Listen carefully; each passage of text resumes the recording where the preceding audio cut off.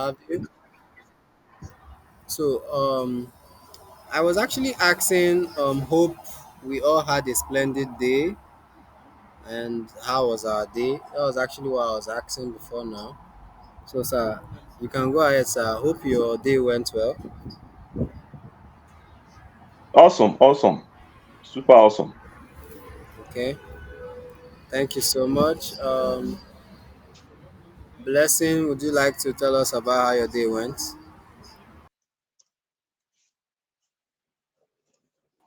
Yeah, good evening, everyone.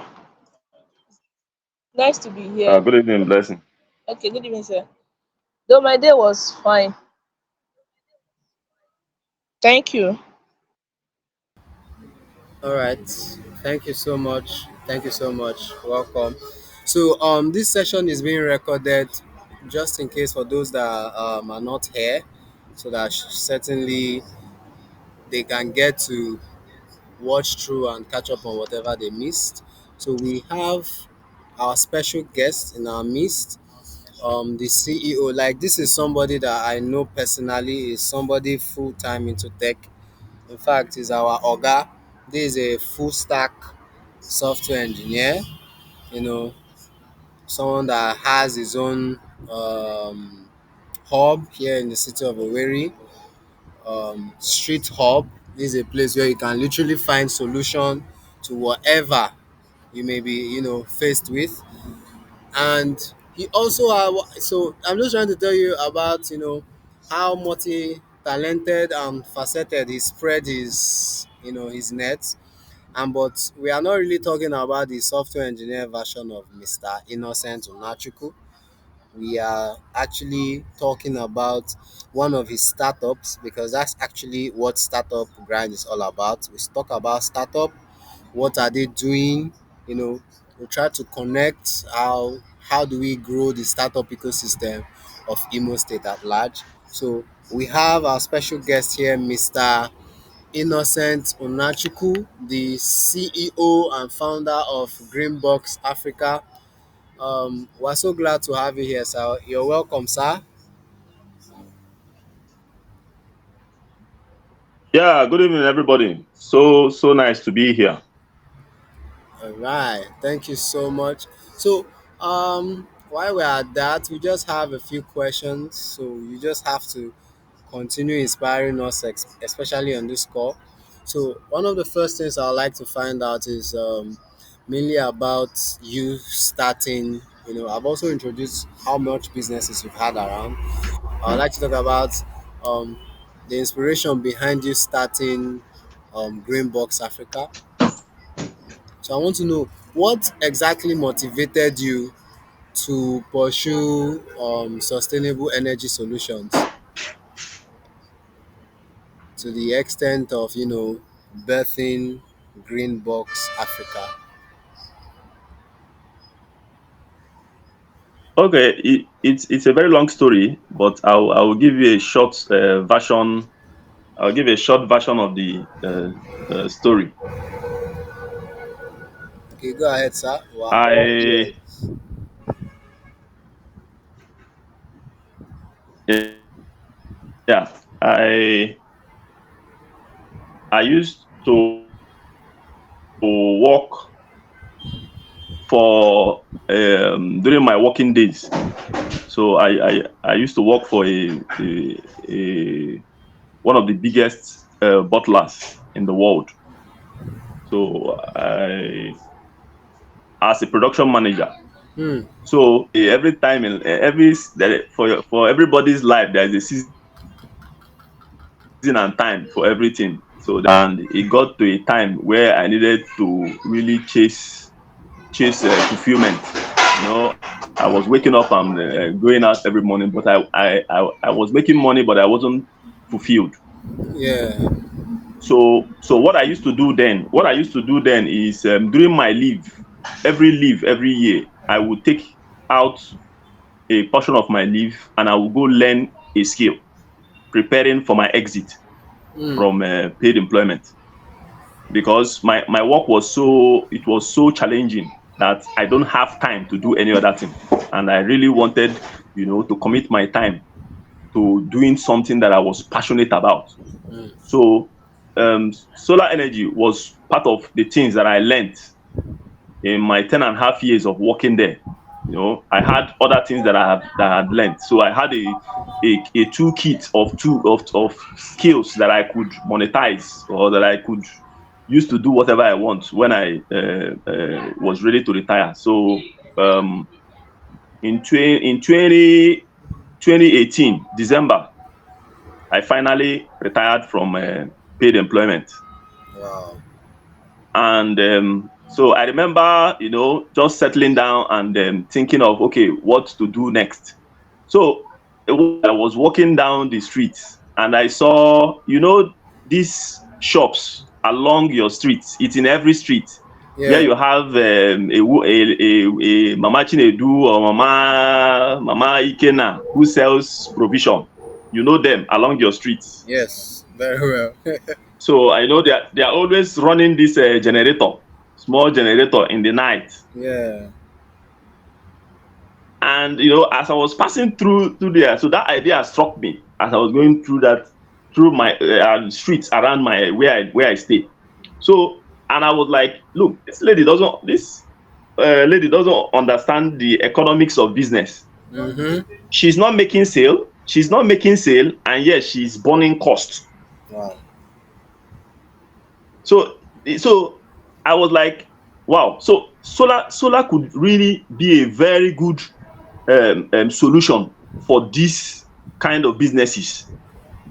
But one of the problems with solar is the initial cost of investment. Initial cost of investment. Yes. And that is why even till today, you still don't see it on every rooftop, which is what it should be. Because the initial cost of installing it is very expensive. So what I did was that I had a flash of idea. So I met one of the ladies and I asked her, say, please, oh mommy, this generator you are running, I hope you know that the thing is very expensive. And even though there is no customer in your place now, this thing that is running is incurring cost. And she said, my pikin, wetin I go do now? Na so the country be o.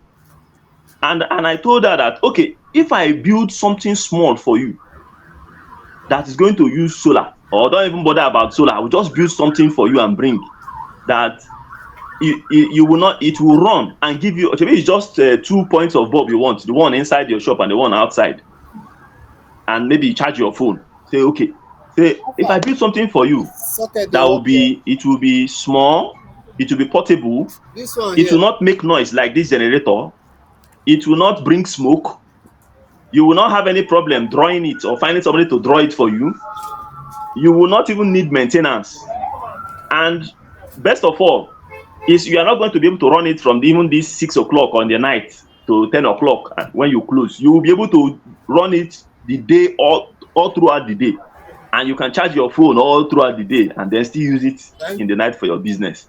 And the lady say, wow, my pikin, please bring it, I will buy, you know. So I'm like, okay, like how much can you pay?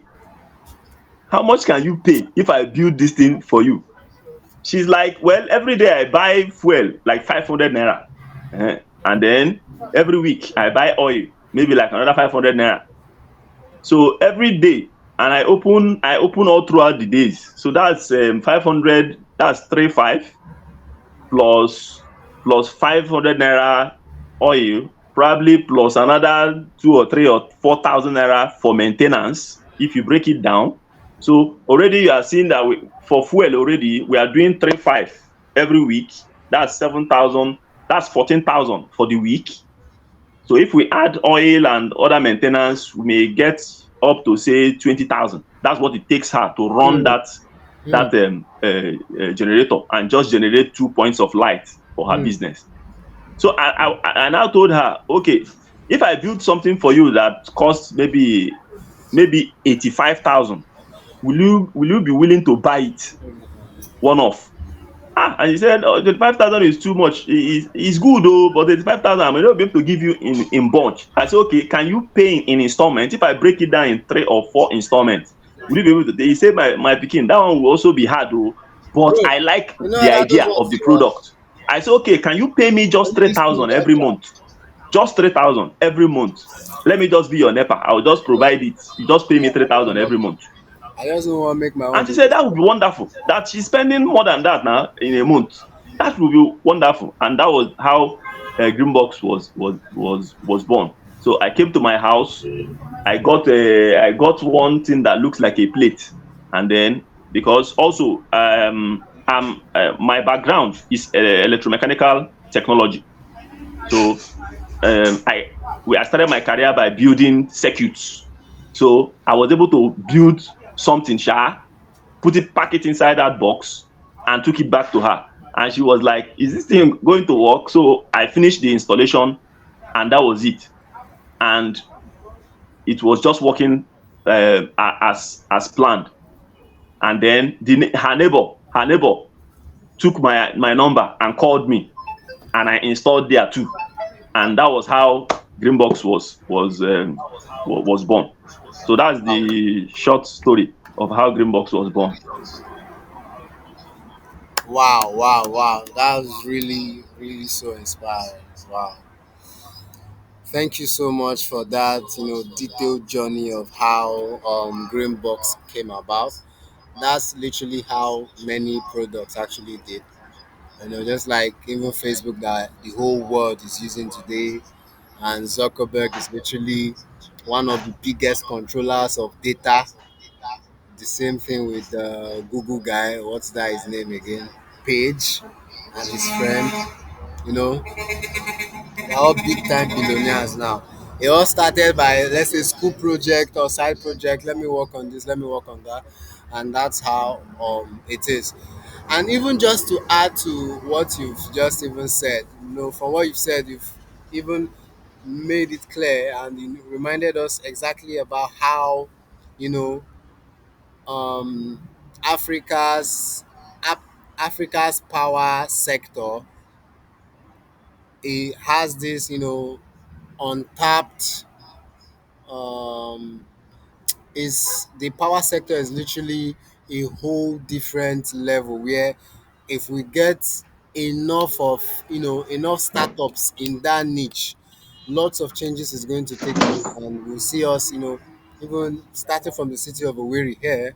you know it's not impossible. We power every home with solar, right? And then we know that, yes, so we have light. So thank you so much once more for that, and congratulations. So moving over to the Thank you. next thing, I would also like to ask, solar has really, just like I stated, it's more one very untapped niche that everybody's trying to get involved. And Greenbox, because of you and I know you, is more like I'm biased towards Greenbox, surely. So if I want to see people, I'll say, get Greenbox, right? But there are also many more startups that are trying to Yeah, yeah, a lot. provide solar solutions and renewable energy Yeah, a lot. in the market. Yeah.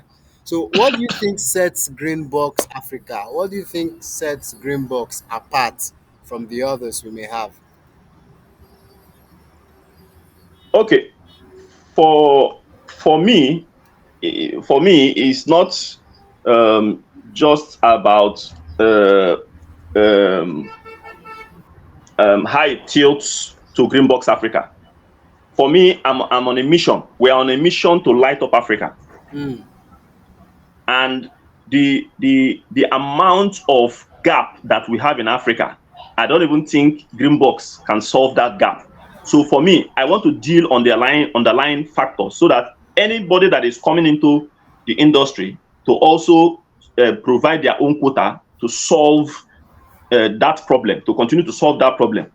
We want to take them in also in this journey, because I don't think we are able to make that journey for 600 million sub-Saharan. I'm even talking about sub-Saharan Africa, not even on the entire Africa. For just sub-Saharan Africa, we have about 6 million homes deficit that still don't have the required threshold for power availability. So for me, we need to understand the three fundamental problems to power deficit. And that is also what will help startups to come in and be able to stay and be able to make it. Because the market is big does not guarantee that it is easy for companies to. There have been many energy startups that have opened and they've closed because there are challenges. Because if you don't understand the underlying problems that we are trying to solve, now there are three basic underlying problems that is the core problem, first of all, that we are trying to solve. The three problems is the problem of power accessibility, Mm-hmm. then power affordability, and then power availability. So these are the core three problems. So you find out that in some areas you can have power available, but they are not accessible. You can have some areas where power is accessible, but it's not affordable. You can have areas where power is accessible and available, but they are not affordable, and vice versa. So these are the three problems that we are trying to solve. Because it's when we are able to solve these problems that we are able to drive inclusivity, which is the whole idea of the SDG goals to make power Hello? accessible, available, and affordable to all by the year 2030. But I don't know by from where we are now if we are going to be able to do 2030, maybe 2050. So these are the three problems that we are trying to solve currently. And this is the advice. This is where we are playing in that makes us currently different, because we are solving these real problems. Because it's not just making power available like typically in Nigeria now. The solution that everybody has, that everybody relied on for a long time to solve the power problems, is the usage of petrol generators. But with the wake now of increased fuel prices, increased generator prices, increased generator cost of main ten ance for generators, you are finding that even that option is now becoming a very expensive and inaffordable option, even for the middle class. So we are having those things, those inclusivity due to the generator is now diminishing, which is further exacerbating the existing problem. So our own mission is to make sure that we light up Africa, and the only way we can do that is we have a continuous innovation pipeline to make sure that we can create products that are more accessible, more affordable, and more available. Yeah. All right, thank you so much, Mr. Innocent. I loved what you mentioned. You said affordability, availability, and accessibility. If I got that correct, Yeah. right? Wow. Yeah. That's really cool. Well done. I literally was even I wanted to even ask about your impact and what you envision Greenbox to achieve, which you actually even started by that's actually how you started with the previous question. Yeah, you spoke about. Did you say 600 million homes? What is Yes. In sub-Saharan Africa alone. 600 million homes? Yes, that's the amount of deficit that we have. Wow, wow, that's a lot of And that's potential and and that's knowledge. as at 2021. Wow. I don't have the current data for 2024. Surely it has increased because Of unlike course. Africa, we have a growing population. Unlike other continents. Wow, wow. Thank you so much for that information. Thank you so much for that information. I was really, really inspired. So, I would also love to know, um, one of the quickest way for us to quickly grow and do certain things is by, leveraging on people that has gone ahead of us, leveraging on, learning from the challenges you faced and all of that. So I would really love to know if you could just tell us briefly on what are some of the challenges that you faced trying to scale up Greenbox Africa, and how were you able to overcome them?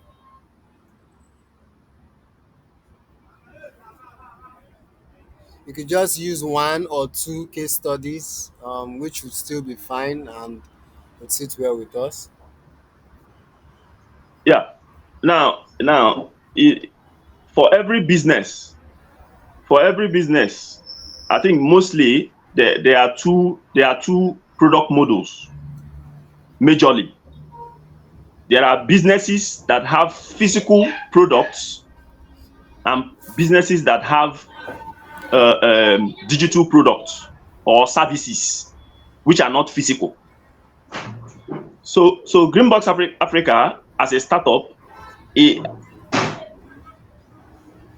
we were a business offering a physical product, and because that product was physical, especially for a startup will have majorly three problems.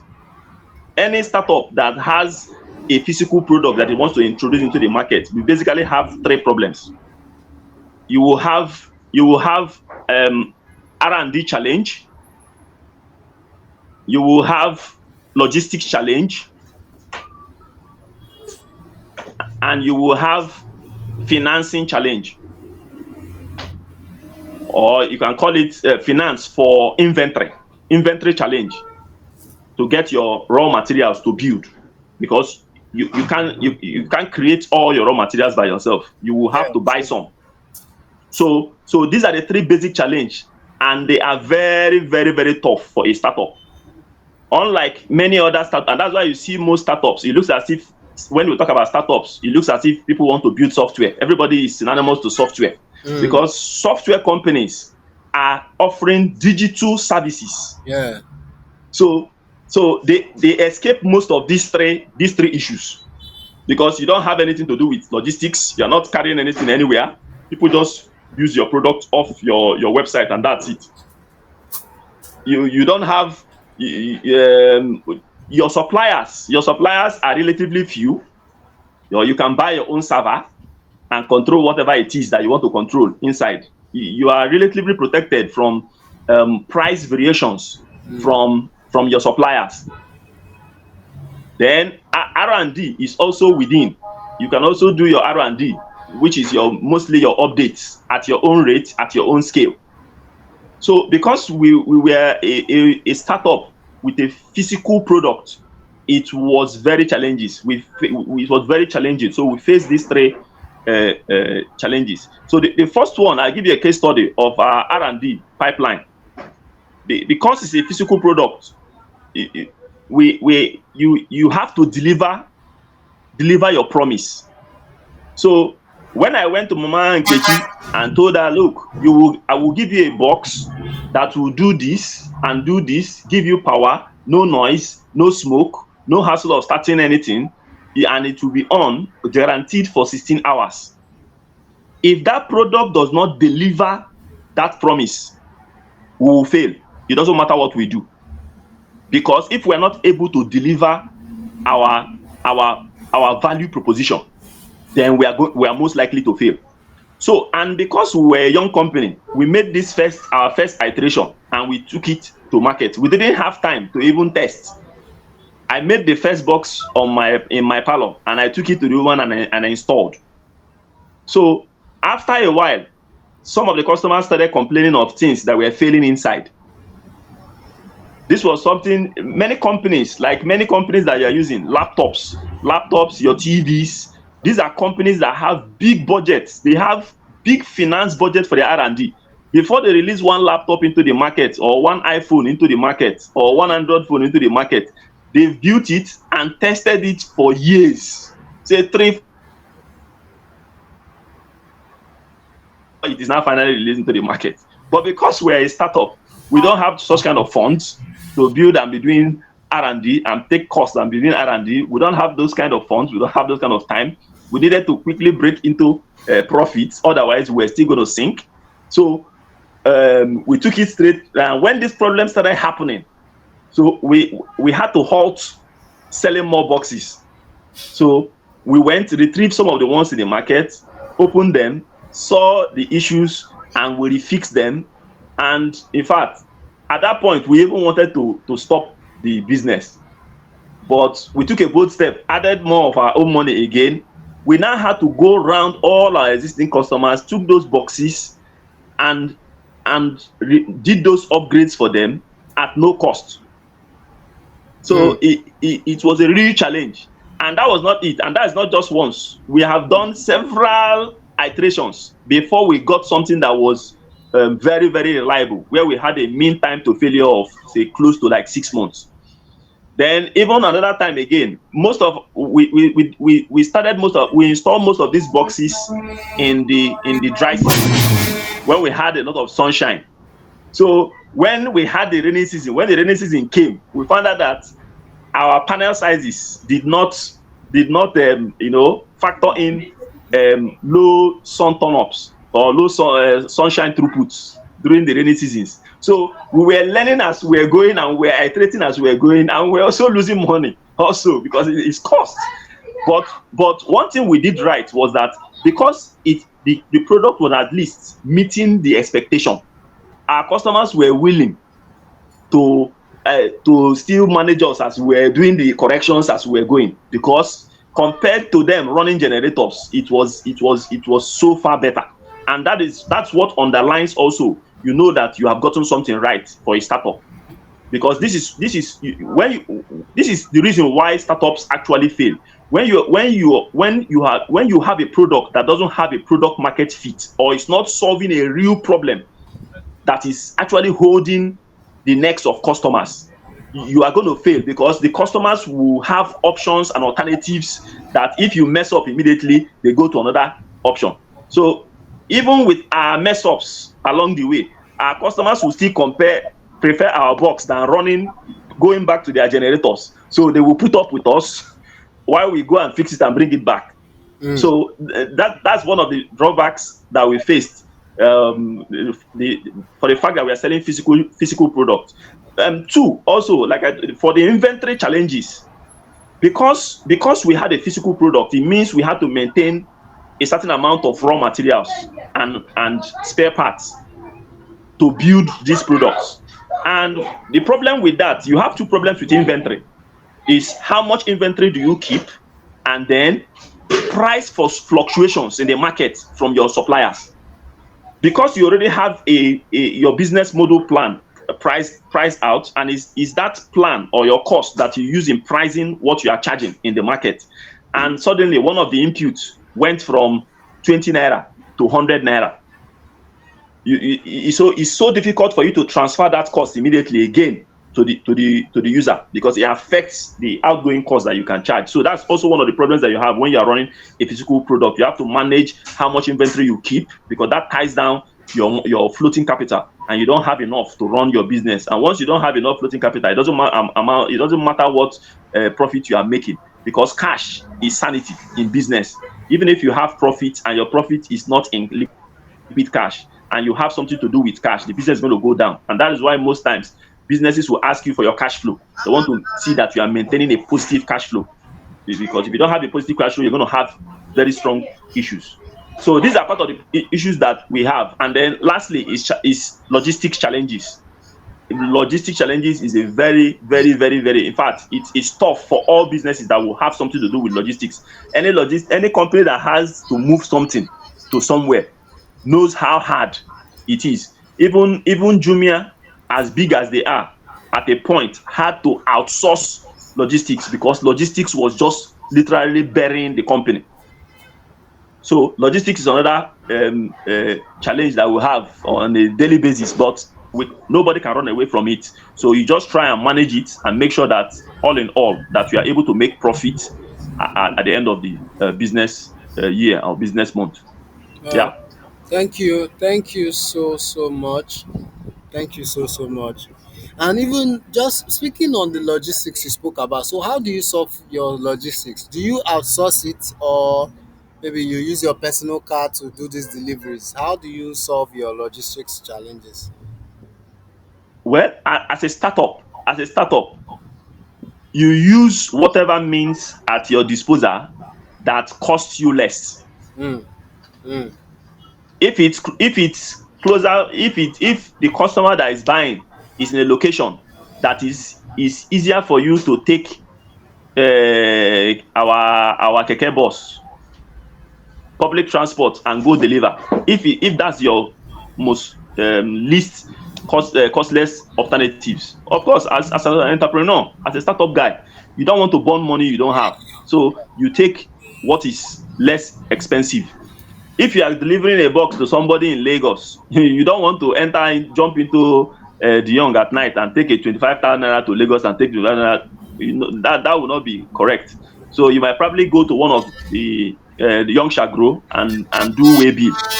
Way bill can cost you maybe 6,000 or 7,000, depending, which will already be factored into the cost of goods, or depending on how you sold it, the customer may be ready to bear the cost cost. of logistics. But most times, it's always easy to just factor it into the cost of product, and it's always better that way. Yes, that's very true. That's very correct. All right, thank you so much. So before we start, we're actually coming to the end of this, and really really been inspired. Welcome, Joshua. I believe you've also been having a beautiful time together with us. You can just unmute and say hi if you'd like to.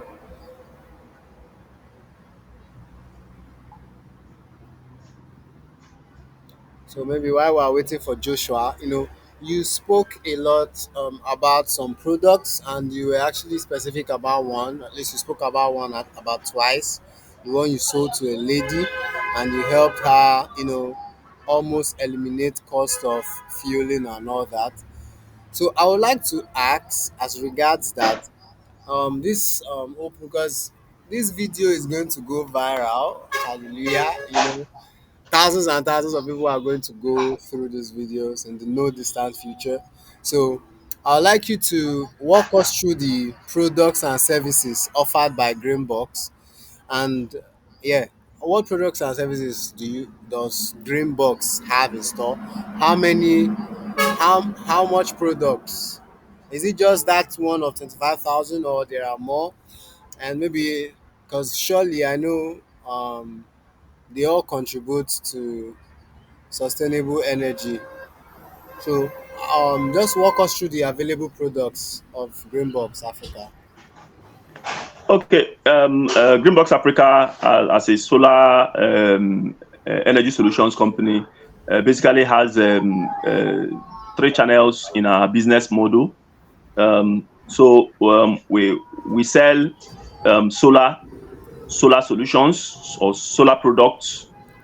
We also offer maintenance services on existing ones, and then we offer consulting services for people who want opinion on their solar systems, or on their power options as available. So these are the three options of services that we have. Then on the product side, our product ranges have really evolved over the years.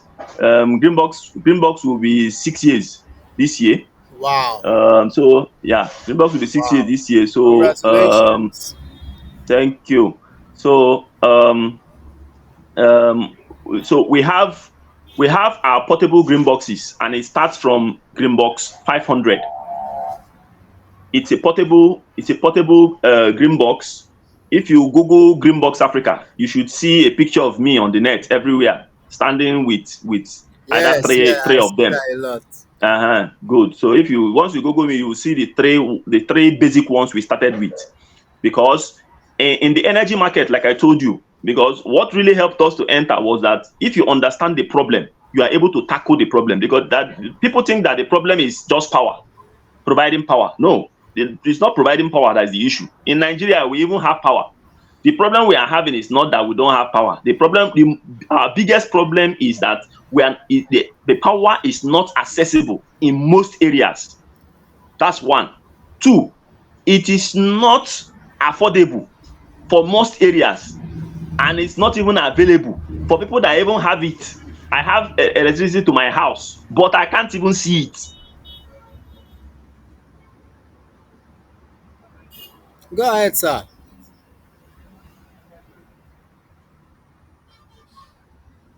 Hello, Yeah, go I ahead, think sir. some people dropped off. Okay, so having analyzed these things, because part of the problem is that if you are able to analyze the customers,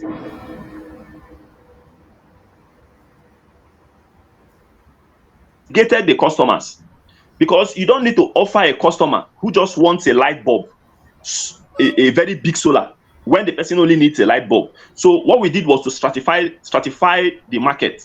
There are some customers who just need light bulbs and charge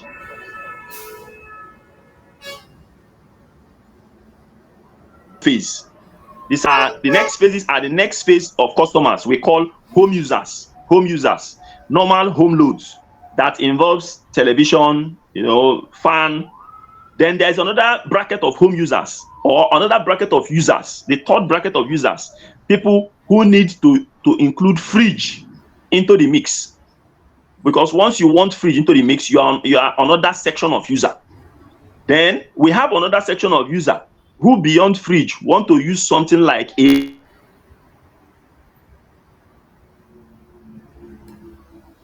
so four stratas, so that you don't offer somebody something that he doesn't need because he will not be able to afford it. It doesn't matter how Mama Nkechi, who has that small shop, is. If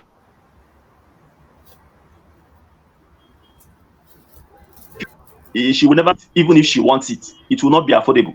So we stratified this market in this way. So we had the Greenbox 500, which is for typical Mama Nkechi or a typical person who just needs some points of bulbs and want to charge their mobile devices. Mobile devices, in quotes, How mobile much does that? devices, How much does that emphasis. cost When now? we started out, when we started out, it cost 65,000 as at that time.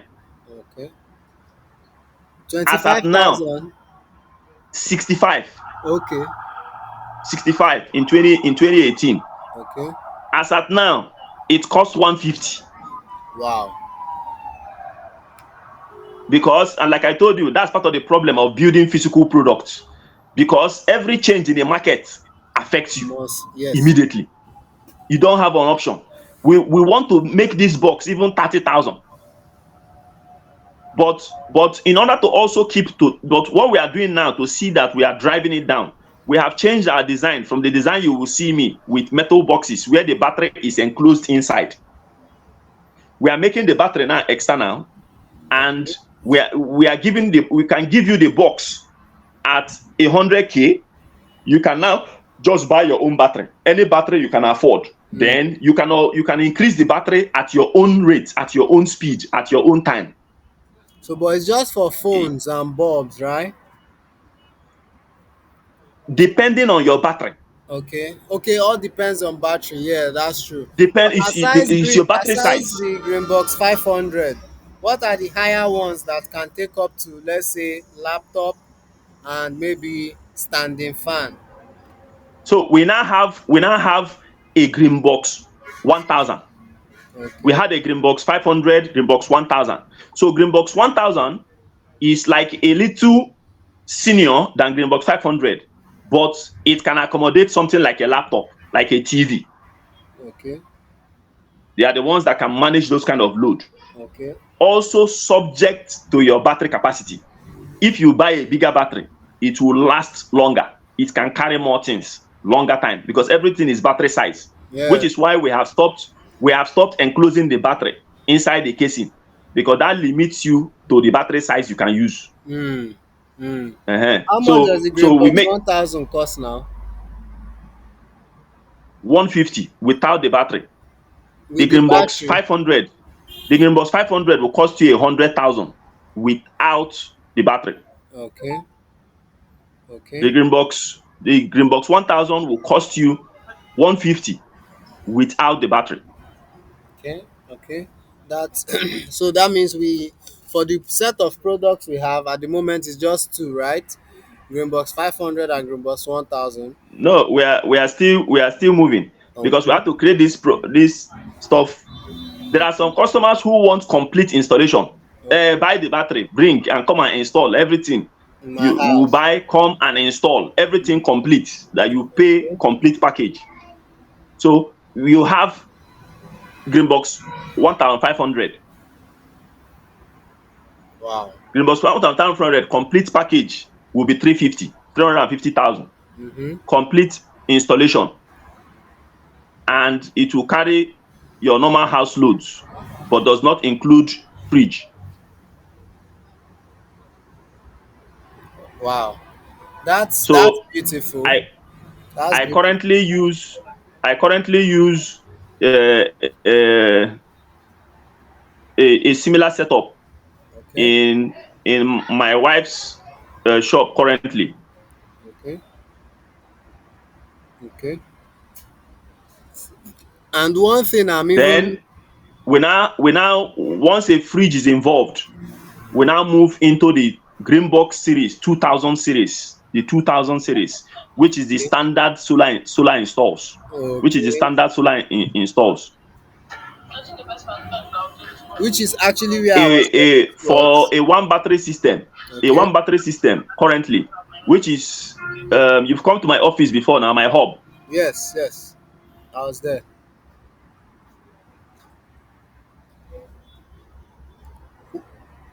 Hello, are you there? I can't hear you. Can you hear me?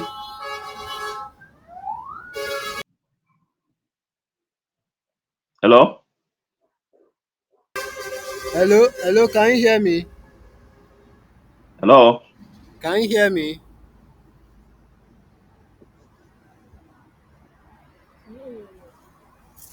hello. Can you hear me, sir? I can hear you now. Can you hear me, sir? All right, thank you. Hello? I can hear Can you hear me, sir? you now. Okay. All right, thank you. Yes, I can hear you now. So, what battery capacity? You can hear me, right?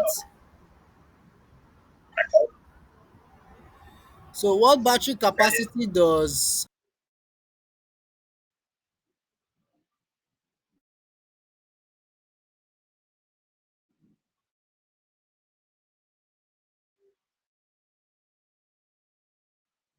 So you guys talk a lot about.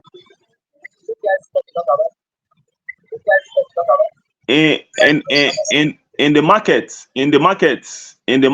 you can get battery sizes. There are two parameters to measure battery size.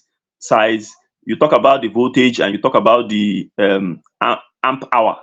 So um, most of the batteries in the market are 12 volts. Most, some are above that.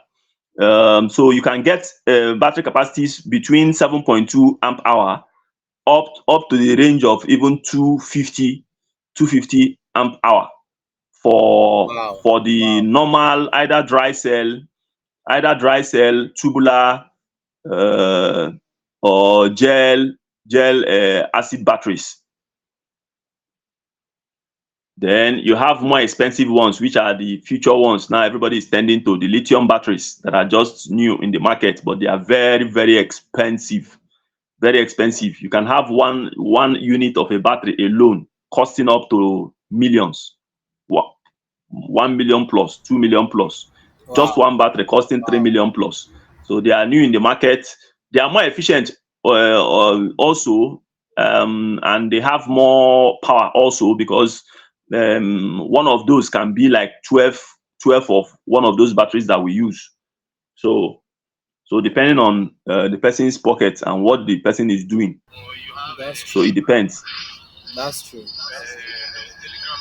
That's true. Yeah. So, but basically, our usage in the market floats between either 100 amp hour, or between 200 and 220 amp hour. Okay, that's You've that's good you've to come to know. my hub. You've come to my hub before now. You've seen my setup. Yes, yes, I have. That battery you are seeing is 220 amp hour, 220. and one of it, yes, and one of it in the market currently is 300, like is around 300,000. Wow, wow. But there's one they One call of it. 5K VA. What is the battery capacity of a 5K VA setup? That is solar panel and all that in your house. That I see people Uh, using in their two-bedroom apartments, some three-bedroom apartments. yeah. Batteries are not measured in kVA. Like I told you, batteries are measured in amp hours. Yes, yes, What you you said that. measure in what you measure in kVA is your inverter. Okay, okay, Because in a solar system, there are four components, four compulsory components. You have the solar panel, you have the charge controller, then you have the inverter, then you have the battery. These are the four key components of it. So, but what determines the power of the overall system is the inverter, because that's what tells you what you can carry. Even if you have 200 million solar panels and you have 70 batteries, you cannot carry more than your inverter can carry. So that is why we tend to measure this whole solar system against the inverter power. okay. So if I'm giving Making you a sense 5 now. kVA system, yeah. So if I give you a 5 kVA system, it means that your inverter is 5 kVA. Okay, so what So battery your can a job, 5K VA carry? so the whole idea is that if you are planning to carry a 5 kVA load, I just want to give you the basic science of a solar system. So it means that you need to have a solar panels. The number of solar panels you need to have on the roof must be able to capture 5 kVA from the sun, because the inverter cannot give what it does not have. If you don't capture 5 kVA from the sun, you cannot carry 5 you cannot give a house 5 kVA. So you have to have a solar array that must be able to capture 5 kVA from the sun for all the duration that you want to give that house that load. Then what the battery does to the system, the battery is like a reservoir. In fact, your solar system can run without your battery. The only problem is that when the sun goes down, what now happens? Your system will stop. So that is the work of the batteries in the solar system. The work of the battery in the solar system is two things, but one majorly is to store power during the day so that you can have that power to give out during the night. So if you must use a 5 kVA system, that means that you should have a battery, and that 5 kVA you are looking at is like on an hourly basis. If your house consumes 5 kVA hourly, it means that after the sun has gone down, if you want to run that same house on a battery for the next 5 hours, it means you must have a battery bank that should be able to store 25 kilowatts, so that every hour the house will take 5 kilowatts. Every hour the house will take 5 kilowatts. Every house for 5 hours. So that's how you design the system to make sure that it can deliver whatever the customer wants. So depending, there are always three kinds of customers. There are one type of customers we call day users. There are people who use during the day, like shops. Most shops are day users. They open in the morning and they close maybe 6, some close maybe 10, but they are day users. Then most homes are night users. Some homes where in the day people go out to work and then they come back during the night and they use power during the night. Then we have users that are All round. they will use during the day and also use during the night. So that is going to determine that those are the parameters you collect, and then collect the load is going to be carrying to know how to design. That will now determine how many panels the customer will need, how many batteries the user will need, and what's the power of the inverter the user will need. So that's how it's designed. Thank you so much for that lecture. I've you know I've learned a lot. Thank you so much, and I I really have to even go back to this video over and over again. Thank you so much, sir. So we've really No had a problem. beautiful time together. It was so inspiring, learning from you through this fireside chat. Um, you spoke extensively. It's proof that yes, you really are into this full time, and 6 years, be beans. So I just have one last question. You know, I don't know. What advice would you give to aspiring entrepreneurs that are looking to also make positive impact in this renewable energy industry, or that are looking to, get involved in this niche? What advice would you give to those entrepreneurs? Well, the advice is not for people just in the niche. I think the advice is for every young man who is dreaming of building something, because the whole idea is that we want to be able to bring everybody on board in Africa. There are so many socioeconomic challenges that we have. So there are so many problems everywhere. There are power problems, there are poverty problems, there are education problems, there are lots of problems everywhere. There are water shortages problems. So the advice for me is the same for every young man who is dreaming of all the ills that we don't like in our communities, that want to really come up and that have passion to pick one of these problems and try to make our society better. Because for me, that's the whole aim. The whole aim is for us to try and use our ingenuity, create solutions that can make resources more available, more affordable, and more accessible to as much persons in our communities and as possible, thereby driving inclusivity and improving the standard of living in our, especially in our local communities. So the advice is still the same for that young man who has that great idea, that next great idea, that next great idea, that next great idea that is going to help better Africa. So my idea is keep dreaming, keep dreaming. Don't trade that dream for anything else. Then beyond the dream, also, as you are coming into the industry and trying to turn those dreams into friction, you need to go for knowledge. You need to go for knowledge, especially in the startup knowledge. And especially I always prefer the bootstrapping startup knowledge. The bootstrapping startup knowledge, because what it does is that you should make sure that at the beginning, for you to stand a chance for your dreams or your startup to survive, you must make sure that you are thorough in your idea validation. Idea validation is so critical, because this is one of the things that makes startups die off. Startups have a very low chance of survivability. And the number one problem is that people come into this market without identifying whether the problem that they are trying to solve is actually a problem or not, or they are solving an apparent problem.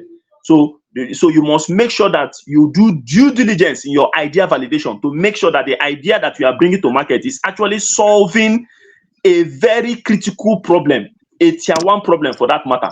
Because if you fail at that, you are really going to fail. You will struggle and struggle, but you will still fail, because the only chance you have is if you are actually solving one of the problems that we are actually having in our local communities. So that's my advice. All right, thank you so much. Like you've said it all, it was a beautiful session together. And even while you were speaking, a lot of us actually even joined. I see Charles, I see Amarachi. You're welcome, guys. So this session was recorded, and it will be uploaded to the YouTube channel, and the links will be shared across. Like everything spoken here was really, really insightful. It's something you want to go over and over and over, especially the last part where he's trying to, his advice to we entrepreneurs. So we will really want to go through all of that. Yeah, Henry, I have something, one final thing to say. Okay, please, you have the floor. Yeah, one final thing. Uh, every time I have opportunity